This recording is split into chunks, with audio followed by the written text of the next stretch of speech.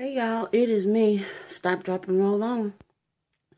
And I just got through doing my 4 miles. But I had to get myself together before I came here and got on this thing. On this here. Because I just did. I had to get it together. Anywho, it has been, this morning was, it really wasn't a bad workout. I actually do enjoy that particular, it's the same one I did yesterday. So it's 5 awesome miles or 5 something. It's 5 awesome. She said some word twice in the title. But it is a fast-paced, a fast-paced mile.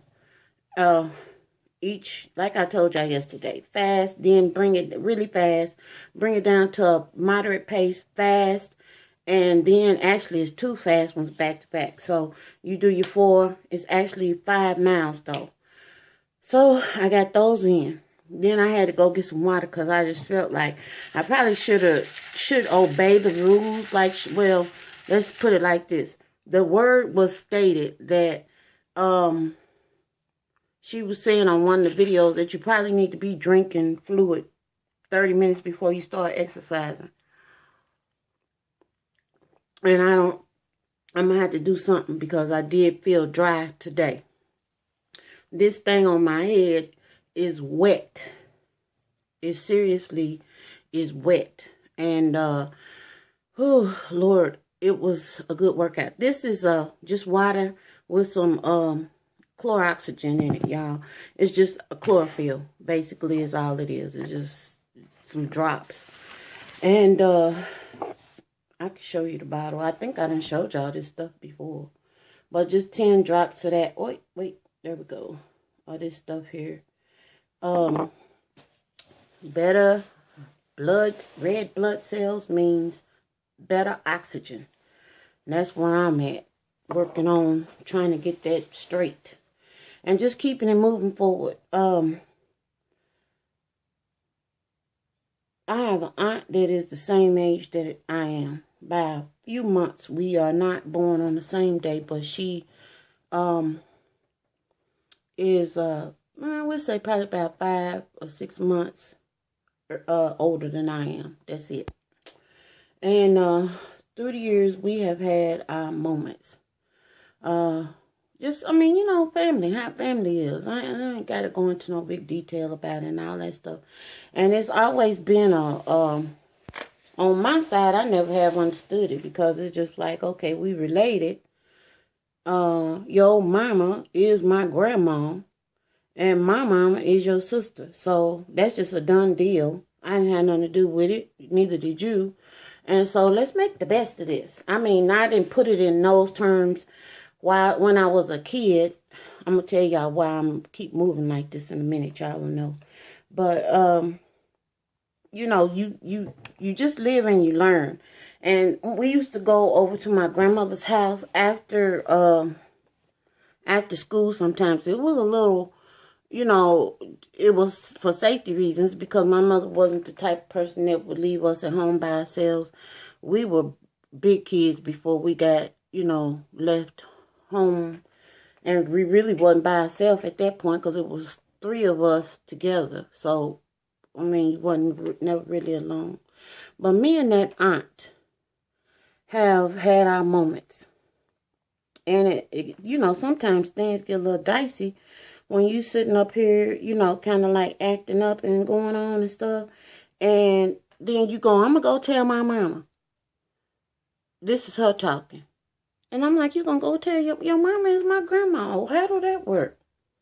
And, you know, you sitting up here like, okay, what kind of, I mean, as I think about it as an adult, my grandmother was really in a position at that point because you got a child here and you, I mean, as a parent want to go into protective mode, even, you know, now, I can honestly say when we was wrong, Mama didn't hold back on us. If we were right, look, let me just put it like this. If we were wrong, she didn't hold that back on us. It didn't matter who it was. And the whole idea was don't get in them type of situations because, hey, you just don't know. Although we did know. So I was just thinking about that, and I was like, my grandmother was in a position when my aunt would come and call herself gonna tell on me. And usually, most of the time, when she was telling on me, it was because I wouldn't do something that she wanted me to do. And usually, it was something that I really knew we didn't have no business doing because we had already been told we didn't have no business doing. I wasn't right all the time. Don't get it twisted. But I'm just saying, most of the time when it got to be down to them situations, I think she was just like exercising her executive right to go to the G Mall, and see if she could, get some stuff going. And my grandmother, one day, I remember, because I just knew, I was like, see, how you had them prayers like, ooh, mama, please hurry up, come get us today. Because the boys are different. They just played and played. They didn't care. They'd be out there fighting and tumbling and stuff up underneath trees, running in the ditches on them go-karts and stuff. And so I'm talking about my brother, Bubby, and my uncle, who is a year younger than I am and a year older than Bubby. See how convoluted this here situation is? And so the boys never really did stuff like that. Now, sometimes they would be playing, and then the play would get a little rough, and then next thing you look up, you can tell this ain't play no more. This is kind of like, they fighting. But after a while, they fight out. I guess they get tired of, poop-poop and on each other, and then they just friends again. They come back in the house. But girls are different. Girls like to show out and hold grudges and act up and all that kind of stuff. And then they ain't okay to work it out amongst themselves. They got to go pull other people in it. One day, my aunt went in there with my grandma and told her something. And I was just like, I cannot believe that she gonna go in there and go to Nanny. That's what we call my grandmother. And tell her that stuff, and that's not even true. And I'm sitting up here looking like, okay, what is the outcome going to be? And then again, that hurry up and come and get us, mama, prayer went up. Now I'm praying that my brother out there in the yard playing, I hope she take her turn coming today because I'm having too much fun playing. So it was that battle going on, I'm sure. My grandmother that day stood up and she said, I am so tired of this tit for tat stuff. I don't know what to do. And I'm sitting up here like, tit for tat? What do tit for tat? I mean, because I'm a kid. I don't know what all that means. And, as you get older, you find out what stuff means. And tit for tat is always a negative situation. You do something negative. Excuse my crunching. That is rude. I'm sorry. You do something negative, whether it's on the DL, meaning, covert, or whether it's just obvious, overt. And then the other person comes back and gives it right back to you the way you gave it to them. That's tit for tat in a nutshell. The only thing is that most of the time when she went in there, now sometimes I ain't going to sit here and act like I'm an angel. Sometimes I would put it on back on her because, every dog has that. I mean, there's some days, you go through there and the dog, just stand there and let it go. And then one day you go through there and Fido done got mad and he just hauls off and bites you. And so sometimes I go ahead on and give her a nip back because she kept on. But when my grandmother stood up there that day and said that was just like a pivotal moment in the whole situation. Because my niece realized at that point that she probably needed to start, my aunt realized at that point that she probably needed to do a little bit of course correction and that we probably needed to start working out our differences like the boys were doing. Meaning, amongst ourselves and not with all of this, I got to pull in a third party and all of this type of stuff or be surrounded by an audience in my wrongness. Today, by doing my 4 miles, I decided that I was going to do a reverse tit for tat on my body.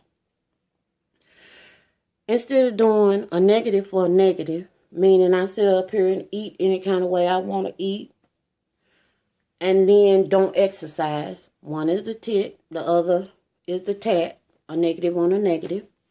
That I will do this in another type of situation where I'm going to do reverse tit for tat. And I'm just basically going to get up and I'm going to do a positive for a positive. I'm going to eat correctly for the remainder of the day because I have set my day out with, 4 miles already. Drinking my chloroxygenated, chlorophyll-filled water and all of that stuff. And so no need in, messing that up. That's one thing about exercising in the morning. It does keep things in perspective to me. And then you just go ahead on and you stay in your mindset. That's what I think. But the deal is that I also can't depend upon being able to get my exercise in the morning to, set the precedent for my day because it doesn't always work that way. And so yesterday I did pretty good. I think I did pretty good. I did my exercise in the evening because that's the way it had to go down. But I didn't let that mess my day up as far as making my food choices and stuff like that. So I'm going to do a reverse tit for tat. And if my grandmother was in her right self, being able to process stuff, I'd talk to her about this type of stuff. Okay. What I've been messing with down here on the floor is I had to get this thing out. It's been a while since I pulled this out. This is actually a soft kettlebell. And what I have been doing in the evening time, pretty much, I'm trying to look at the brand. This thing, each one, y'all seen this before, I don't know what this thing is. This is a 3-pound one on here. This one is a 6-pound one. Then it is another 6 pounds. So we got 6 and 6 is 12 and 3 is 15. And then down here we got another 3 pounds. So this is a total of 18 pounds. And this is what I was really just actually sitting up here on my stool and holding it down. Just actually getting a stretch in my back, which felt really good. And then in the evening time, I have been doing 25 kettlebell swings with this thing. And if you want to get your heart rate up in New York second, I'm not doing snatches and stuff. This is too much to snatch with. But it is, and these are removable. You can take them off like this. See, I took it out. And so, but what I have been doing is just doing a regular swing, like where you get your momentum going.